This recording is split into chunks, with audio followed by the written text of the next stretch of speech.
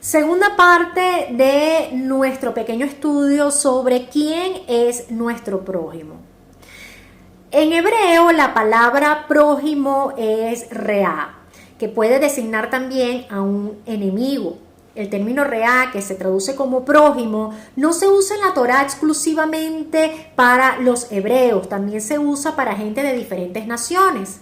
Por lo tanto, cuando en la parábola de Yeshua le pregunta al experto en la Torá, ¿qué es lo que estás leyendo en la Torá? Cuando lo vemos en el pasaje de Lucas 10, 25 al 37, o sea, ¿cómo estás leyendo lo que dice la Torá? Podemos inferir que le está preguntando entre líneas, ¿eres capaz de ver en las palabras de la Torá el mandato de amar tanto al prójimo, al que está estrechamente definido, al que está más cercano a ti? ¿Eres capaz de amarlo tanto como aquellos que estás viendo como tus enemigos? Así pues, sabiendo que Yeshua no vino a destruir, no vino a abolir, sino a cumplir la Torá, veremos que su uso de Guayicrá 19:18 y su comprensión de lo que es prójimo, aunque fuese un desafío para los oyentes de aquel entonces, aún seguía fundamentado en la Torá. Entonces hay tres perspectivas que se pueden extraer de esta enseñanza de Yeshua. Número 1, la perspectiva judaizante.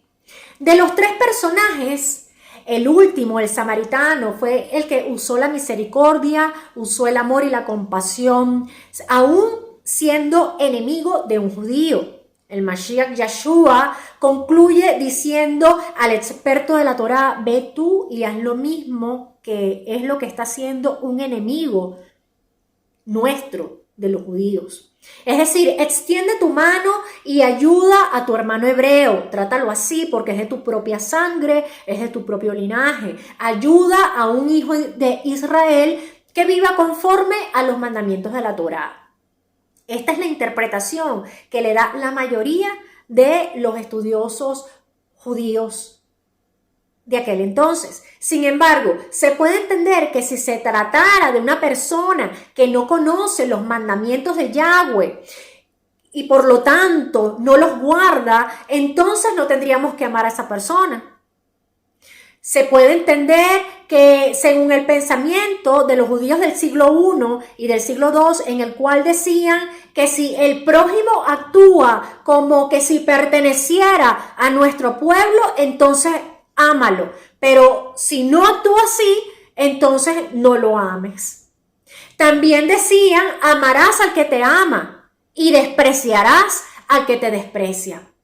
La pregunta del experto en la Torá fue capciosa, fue egoísta y fue para tenderle una trampa a Yeshua.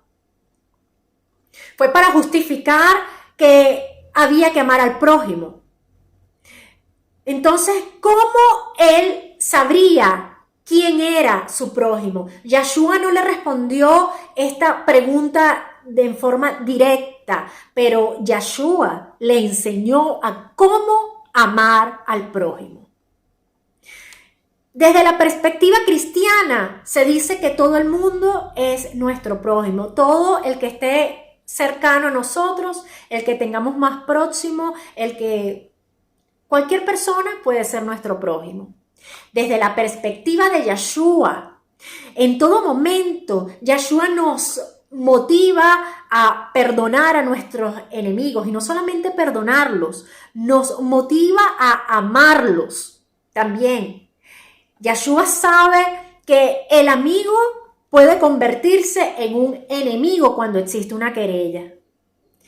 Por lo tanto, inferimos en este caso que también implicaría considerar a los enemigos como parte del concepto de prójimo.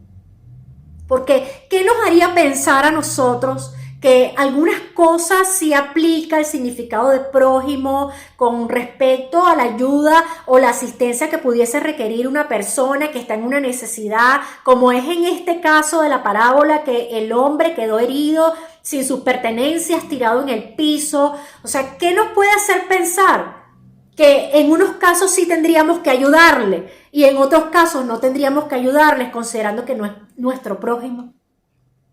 En cambio, Yeshua dice, amen a sus enemigos, hagan el bien, presten sin esperar nada a cambio, su recompensa será grande y serán hijos de Aelión, porque Él es bondadoso para con los ingratos y malvados, sean misericordiosos, así como su Padre es misericordioso. Yeshua no especifica si estos enemigos son hermanos en la emuná, no son hermanos en la emuná, son Bene Israel, son Ajín, son Ajayó, son Javerín, son extranjeros, son residentes, son antiguos amigos que después se convirtieron en enemigos o son compañeros. Más bien, Yeshua dice, siempre traten a los otros de la misma forma que a ustedes les gustaría ser tratados, porque esto resume la enseñanza de la Torá y los profetas. Consiste, pues, en tratar a los seres humanos como quisiéramos que nos trataran a nosotros. Nos vemos en una tercera parte de esta enseñanza. Shalom Ubrahot.